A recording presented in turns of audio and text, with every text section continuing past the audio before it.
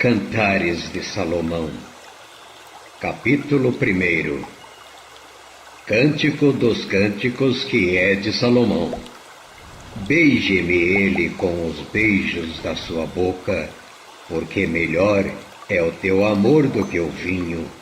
Suave é o aroma dos teus ungüentos, como o unguento derramado é o teu nome. Por isso as virgens te amam. Leva-me tu, correremos após ti. O rei me introduziu nas suas câmaras. Em ti nos regozijaremos e nos alegraremos. Do teu amor nos lembraremos mais do que do vinho. Os retos te amam. Eu sou morena, porém formosa, ó filhas de Jerusalém, como as tendas de Quedar, como as cortinas de Salomão. Não olheis para o eu ser morena, porque o sol resplandeceu sobre mim.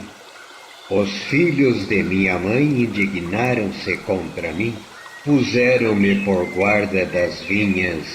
A minha vinha, porém, não guardei. Dize-me, ó tu, a quem ama minha alma, onde apacentas o teu rebanho, onde o fazes descansar ao meio-dia? Pois por que razão seria eu como a que anda errante junto aos rebanhos de seus companheiros? Se tu não o sabes, ó mais formosa entre as mulheres, sai-te pelas pisadas do rebanho, que apacenta as tuas cabras junto às moradas dos pastores. As éguas dos carros de Faraó te comparo, ó meu amor. Formosas são as tuas faces entre os teus enfeites, o teu pescoço com os colares. Enfeites de ouro te faremos com incrustações de prata. Enquanto o rei está sentado à sua mesa, o meu nardo exala o seu perfume.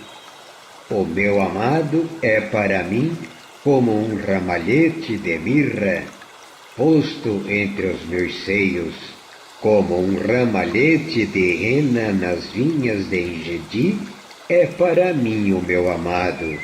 Eis que és formosa, ó meu amor, eis que és formosa. Os teus olhos são como os das pombas. Eis que é formoso, ó amado meu, e também amável. O nosso leito é verde.